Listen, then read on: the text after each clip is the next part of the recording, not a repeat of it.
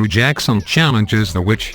So widely spread was the news about the Bell Witch that people came from hundreds of miles around hoping to hear the spirit's shrill voice or witness a manifestation of its vile temper.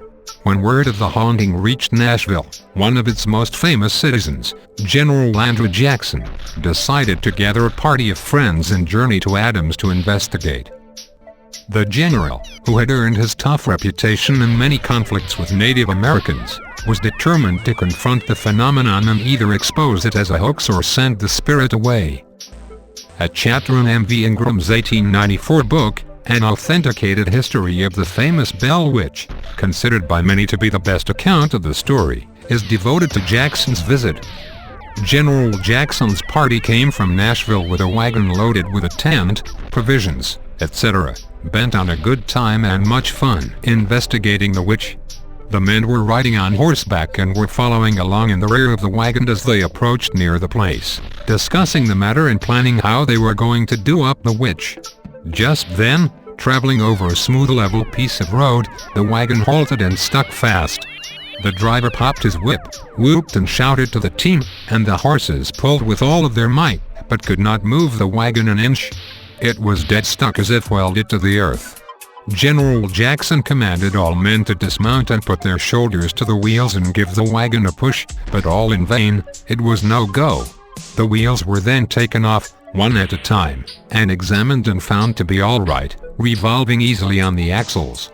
General Jackson, after a few moments' thought, realizing that they were in a fix, threw up his hands exclaiming, "By the Eternal, boys, it is the witch." Then came the sound of a sharp metallic voice from the bushes, saying, "All right, General, let the wagon move on, I will see you again tonight." The men in bewildered astonishment looked in every direction to see if they could discover from whence came the strange voice, but could find no explanation to the mystery. The horses then started unexpectedly of their own accord, and the wagon rolled along as light and smoothly as ever. Attack on Jackson? According to some versions of the story, Jackson did indeed encounter the Bell Witch that night.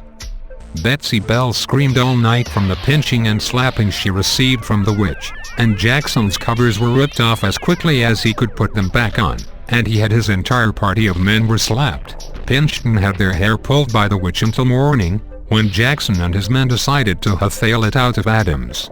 Jackson was later quoted as saying, "I'd rather fight the British in New Orleans than to have to fight the Bell Witch." The death of John Bell. The torment of the Bell House continued for years, culminating in the ghost's ultimate act of vengeance upon the man she claimed had cheated her. She took responsibility for his death. In October 1820, Bell was struck with an illness while walking to the pigsty of his farm. Some believe that he suffered a stroke, since thereafter he had difficulty speaking and swallowing. In and out of bed for several weeks, his health declined. The Tennessee State University in Nashville, Tennessee, tells this part of the story. On the morning of December 19, he failed to awake at his regular time. When the family noticed he was sleeping unnaturally, they attempted to arouse him. They discovered Bill was in a stupor and couldn't be completely awakened. John Jr. went to the medicine cupboard to get his father's medicine and noticed it was gone with a strange vial in its place. No one claimed to have replaced the medicine with the vial. A doctor was summoned to the house. The witch began taunting that she had placed the vial in the medicine cabinet and given Bell a dose of it while he slept. Contents of the vial were tested on a cat and discovered to be highly poisonous. John Bell died on December 20. Kate was quiet until after the funeral. After the grave was filled, the witch began singing loudly and joyously. This continued until all friends and family left the gravesite. The Bell Witch left the Bell household in 1821, saying that she would return in 7 years' time. She made good on her promise and appeared at the home of John Bell, Jr., where, it is said, she left him with prophecies of future events, including the Civil War and World Wars I and II. The ghost said it would reappear 107 years later, in 1935, but if she did, no one in Adams came forward as a witness to it. Some claim that the spirit still haunts the area. On the property once owned by the Bells is a cave, which has since become known as the Bell Witch Cave, and many locals claim to have seen strange apparitions at the cave and at other spots on the property. An explanation. A few rational explanations of the Bell Witch phenomena have been offered over the years.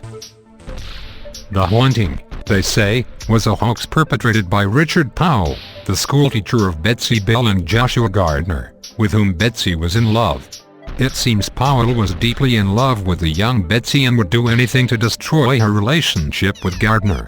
Through a variety of pranks, tricks, and with the help of several accomplices, it is theorized that Powell created all of the effects of the ghost to scare Gardner away. Indeed, Gardner was the target of much of the witch's violent taunting, and he eventually did break up with Betsy and left the area. It has never been satisfactorily explained how Powell achieved all these remarkable effects, including paralyzing Andrew Jackson's wagon. But he did come out the winner. He married Betsy Bell,